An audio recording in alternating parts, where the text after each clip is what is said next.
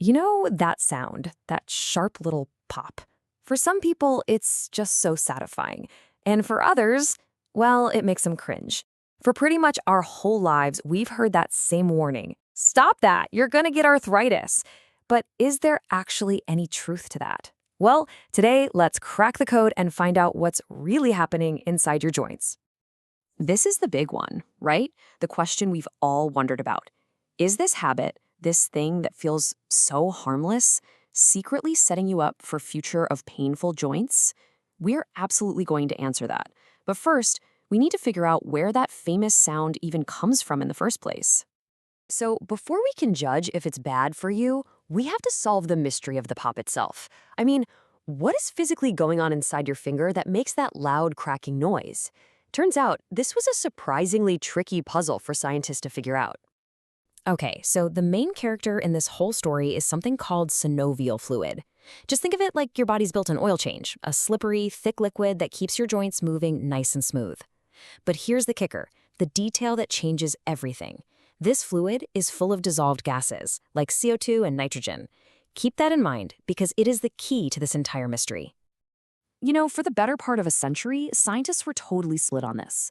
The first big study, way back in 1947, said that when you pull your joint apart, you create a little gas cavity, and the pop is the sound of that cavity suddenly forming. But then, in 1971, a new study came along and basically said, nope, you've got it all backward. A bubble forms quietly, and the pop is the sound of it collapsing. And this argument went back and forth for decades, until our technology finally got good enough to see the truth. So let's put these two ideas head to head. You've got the bubble collapse theory from 71, and then you have the original bubble formation theory from 47.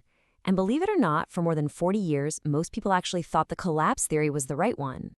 And early evidence from MRIs, kind of like these here, did confirm one major thing. A gas cavity was definitely part of the equation. You can see on the left, that's a normal joint, and on the right, after a crack, boom, there's that mysterious dark void right in the joint space. But this still didn't solve the puzzle. Did the sound happen when the void was born or when it died? And this is the moment of truth. In 2015, scientists used what's called a real-time MRI to finally watch a knuckle crack as it happened, frame by painful frame. And what did they see? The pop. It happens at the exact same instant that the dark bubble appears. It wasn't collapsing, it was forming. The original 1947 theory was right all along. This whole process actually has a pretty cool scientific name, tribonucleation. It's just a fancy word for what happens when you pull two surfaces apart really fast that have a liquid between them, creating a gas cavity. And that also explains why you can't just crack the same knuckle over and over. It takes about 20 minutes for all those gases to dissolve back into the fluid so you can do it again. All right, so mystery solved. We now know that the pop is just a tiny gas bubble being born inside your joint fluid. So now we can finally tackle that million-dollar question. Is doing this over and over and over again actually bad for you? Well, let's start with maybe one of the most dedicated experiments a person has ever done on themselves. This guy, Dr. Donald Unger, was just sick of his mom nagging him about his knuckle cracking. So for 60 years, he cracked the knuckles on his left hand every single day, but he never, ever cracked the ones on his right. And the result?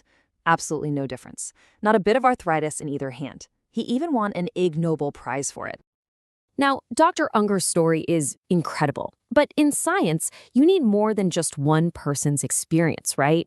So in 2011, researchers decided to do a much larger study. They looked at 215 people, and they examined all their hand x-rays. They compared people who cracked their knuckles all the time to people who never did. The conclusion? It was crystal clear. Knuckle cracking is not linked to hand osteoarthritis. So you can officially go home and tell everyone who's ever warned you that science says you're in the clear. Now, hold on. Does that mean it's a total free-for-all? Well, not exactly. It's not completely risk-free. I mean, there's a big difference between a gentle pop and, yanking on your finger with all your might. It is possible to sprain a ligament or even dislocate the joint if you're way too aggressive.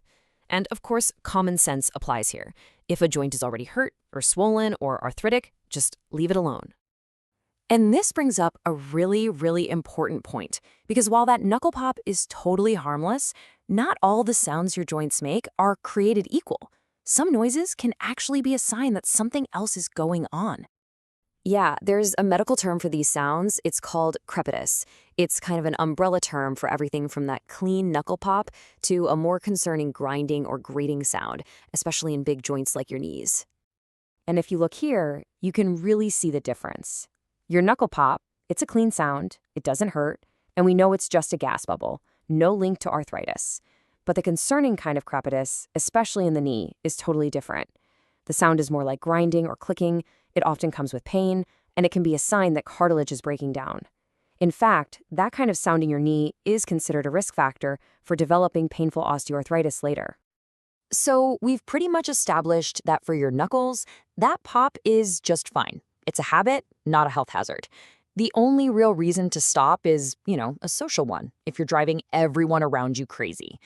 So why do we even do it? And if you wanted to, how would you stop? People crack their knuckles for all sorts of reasons. For a lot of folks, it's just a nervous habit, kind of like biting your nails. For others, it's a way to let go of a little stress. Some people just think the sound is kind of cool, and a lot of us report feeling a little bit more space or looseness in the joint right after. So if you do want to quit the habit, the game plan is actually pretty simple. First, you got to figure out your triggers. Do you do it when you're stressed, bored, concentrating really hard? Then just find something else to do with your hands. Squeeze a stress ball, get a fidget ring, whatever works. And hey, reward yourself for making progress. It helps. So in the end, we can say with a whole lot of confidence that cracking your knuckles is not going to give you arthritis. The sound is just a tiny little gas bubble forming inside your joint. But this all leads to one last thought.